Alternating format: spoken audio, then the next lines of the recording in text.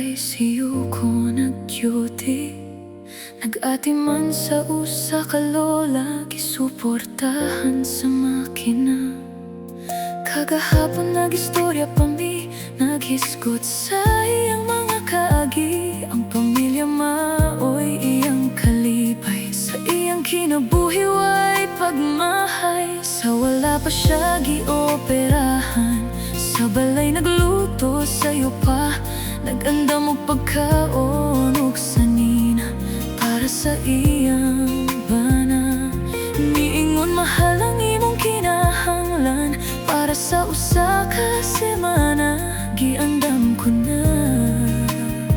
Bisitaha ko sa kong pagmata, apan wala damha sa tanan ang iyang lawas. Mihuyang itawag ang doktor sa pamilya, miingon basin lisod na. Kay ang gugma tinuod, dili lisod ipadama. Sa pulong man o sa buhat, ang dughan makasabot ra.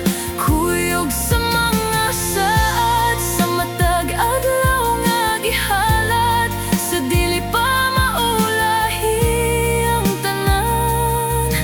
Ang gugma ipadama. Sa pikas higdaanan adunay anak, gikan pa sa laing nasod. Nagdali pag-uli apan ulahi na sa iyang pag-abot. Gunit niya ang kamot sa inahan nga wanay panimuot.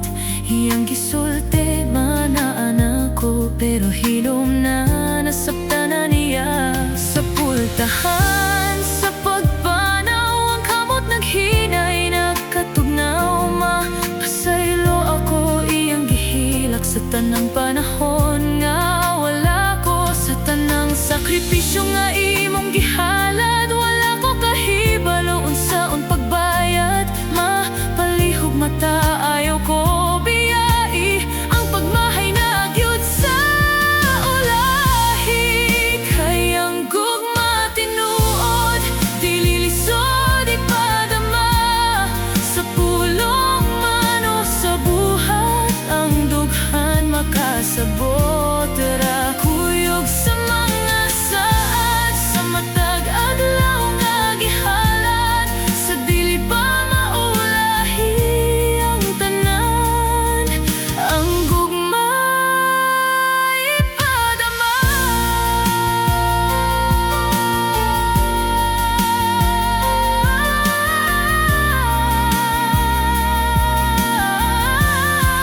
Karong gabi akong naamgo, sa tanan paagi ang gugma ipadama.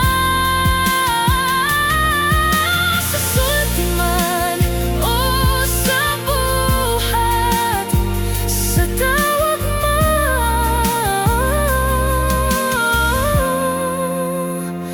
sa sulat. Pusa sa matag higayon, ug sa unsa mang panahon, ayaw